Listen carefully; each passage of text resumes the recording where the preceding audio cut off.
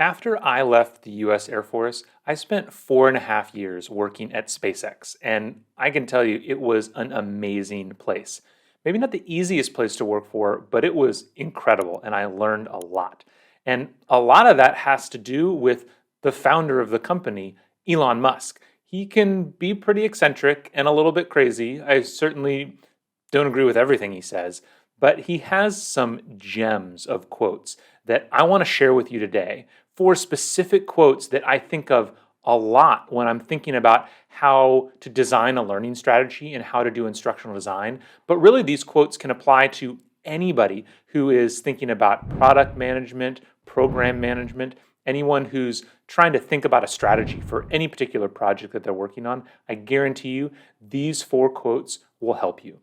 If you don't know who I am because this is your first time on the channel, my name's Matt Jertson. I'm the founder of Better Everyday Studios, a learning and development consulting company that helps organizations get more impact out of their training in less time. Before this, like I said, I used to be an instructor pilot in the US Air Force and then led the training and development team at SpaceX for 4 years. So let's get into these four quotes. The first quote is probably one of my favorites, and that's, "If the schedule is long, the design is wrong."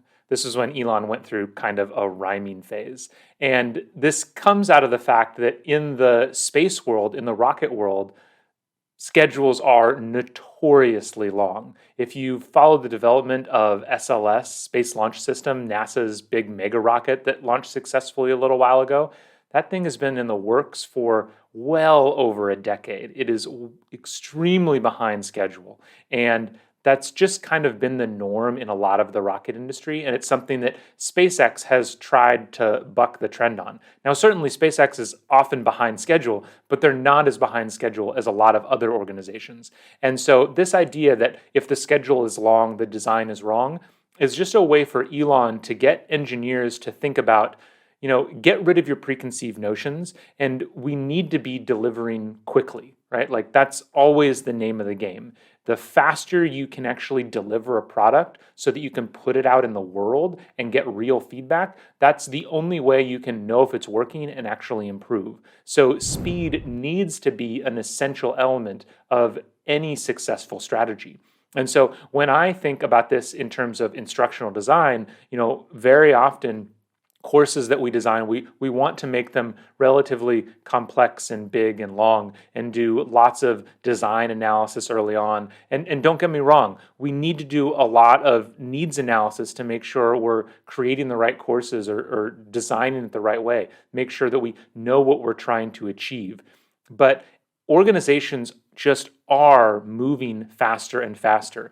And if learning can't move at the pace of the business, then it's just going to be irrelevant. If it takes 3 months to deliver a course, I can almost guarantee you that whatever problem you were trying to solve with that course isn't a problem anymore, or at least it's not the priority. And so we need to be thinking about how do we put speed as one of the first things that we think about, and maybe use a long development time as a disqualifier and saying that we're not actually going to develop that course specifically because to develop in that way is going to take too long. And it just gets us kind of rethinking how we weight what we're going to design and say, like, this might be perfect. This might be the right way to solve this problem or design this product in a perfect world, but in the real world, it's just going to take too long. Okay, this next quote is actually my favorite, and that's, "The best part is no part.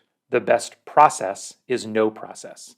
Now, the story behind this is this quote came from Elon when he was working on Starlink, and specifically at the Starlink factory up in Seattle. This is the mega constellation of satellites that SpaceX is now using to deliver internet anywhere on the planet.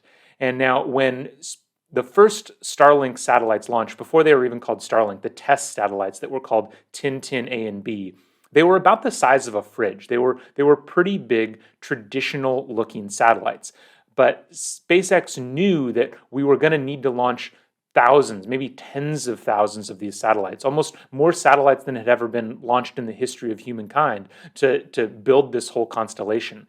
And so the smaller we could make the final satellite, the better. The less parts, the easier to make, the better. And by relentlessly focusing on the best part is no part, the best process is no process, the Starlink satellites that eventually launched were far smaller, something like 80% smaller than the original satellites were, which is why they were able to launch them so quickly. And now don't get me wrong, this isn't saying that parts or processes are bad. Obviously, they all need to be there. But what we as designers need to do when we're thinking about any kind of project that we're working on is making sure that every single element of it is absolutely essential. And if it isn't essential, then just get rid of it. In terms of course creation, do you need this interaction? Is that video actually adding anything? Do we need this course at all? The point of any learning team or training team shouldn't be to make courses. Just like the purpose of an organization isn't to make documents, right? But we all seem to be drowning in documents. The way to fight against that is to constantly be trying to, make sure that you're only creating things when you absolutely need them.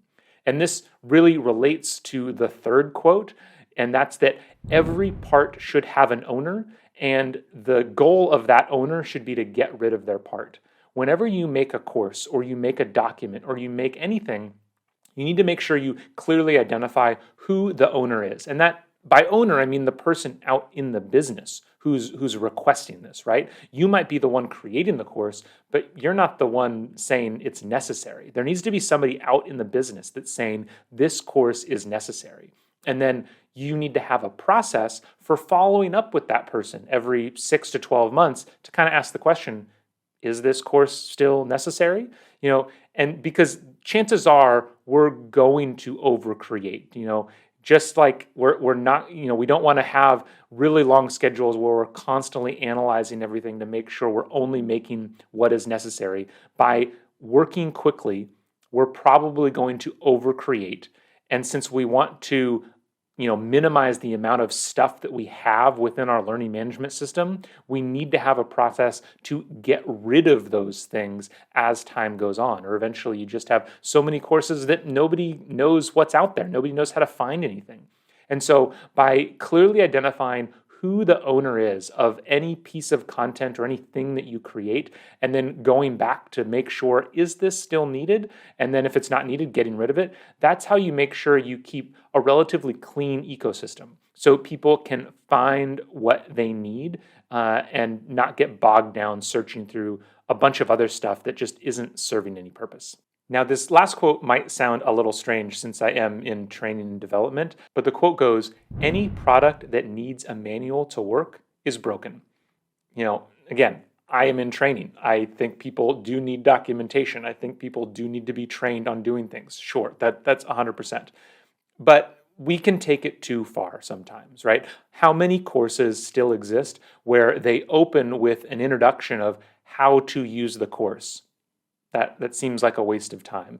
One, people get it. Most people can figure it out. But two, if people need instructions of how to just use the course, you probably made it a little too complicated and it needs to be more intuitive.